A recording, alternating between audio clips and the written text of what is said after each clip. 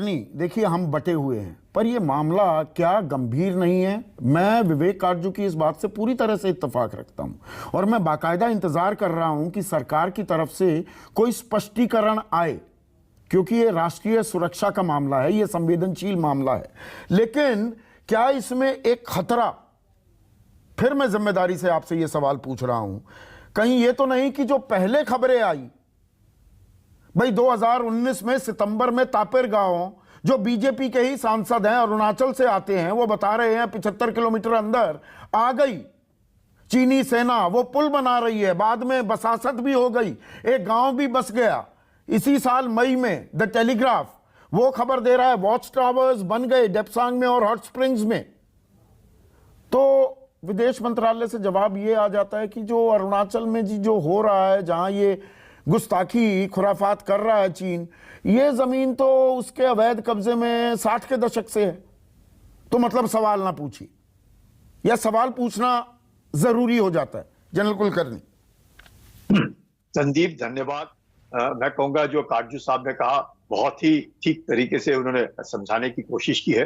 मैं बता सकता हूं आपको कि जमीन पर क्या है, और थोड़ा बहुत अगर वक्त दे तो इसका एक बैकग्राउंड है। और चीन के ऊपर सबसे पहले तो विश्वास नहीं किया जा सकता, इसमें कोई शक नहीं है। चीन का मकसद ही यह है कि किस प्रकार से भारत को दबाव में रखा जाए और अपना उल्लू सीधा किया जाए, इसमें भी कोई शक नहीं।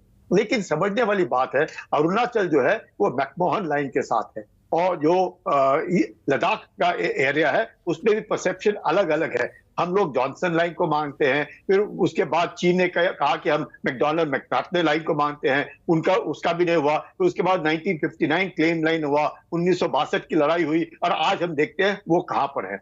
जहां तक कि अभी जो अरुणाचल का सवाल है, अरुणाचल के ऊपर जब हम बात करते हैं, जैसे वो कह रहे हैं कि 75 किलोमीटर आए, मैं नहीं कहूंगा, मैं वहीं पर था डिप्लॉयड, तो मुझे मालूम है उस इलाके के बारे में, ऐसे कुछ नहीं है। 1962 की जो लड़ाई है, वहां पर जो लोंगजू का इलाका है, जहां पे नया गांव बसा है, जिसमें जो हम लोगों को नहीं दिखता है और सैटेलाइट के द्वारा नजर आता है, ड्यूल पर्पस गांव है, और उन्हीं के जैसे कि अवैध उनके इलाका जो है, जिसके ऊपर अवैध कब्जा है चीन का, वो है। ये कहना कि आज वो 75 किलोमीटर आए, गलत। जहां दूसरा जो इलाका है जो हम लोग बात कर रहे हैं, बुलडोजर चल गया है, वो है इलाका फिश टेल का। वहां पर चीन हमेशा आता रहता है, हम लोग भी वहां पर जाते हैं, हमें वक्त लगता है उधर पहुंचने में, वो आसानी से उधर पहुंच जाते हैं, इसमें भी कोई शक नहीं। अब और आसानी से पहुंच जाएंगे, हेलीपैड बना रहे हैं, ये वही जैसा पैंगोंग सो पर अब वो दूसरा पुल भी बना दिया 450 मीटर लंबा और 10 मीटर चौड़ा, 200 से 50 किलोमीटर का फासला रह गया।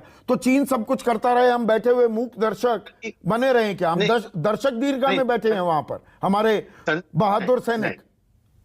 नहीं संदीप, सबसे बड़ी बात, अगर आप पेंगांगसो की बात करें, पेंगांगसो में जो फिंगर 2, 3, 4, 5, 6, 7, 8 है, और जहां पे वो पुल बन रहा है, जहां पे वो करनाक फोर्ट है, वो भी अवैध तरीके से 1962 की लड़ाई में वहां पे मेजर थापा को परमवीर चक्र सम्मानित किया गया।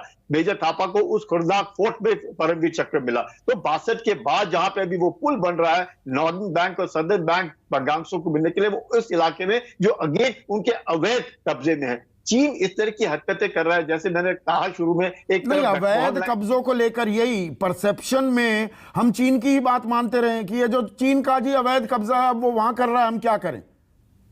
यही रिस्पॉन्स हम देंगे या यही सही रिस्पॉन्स है?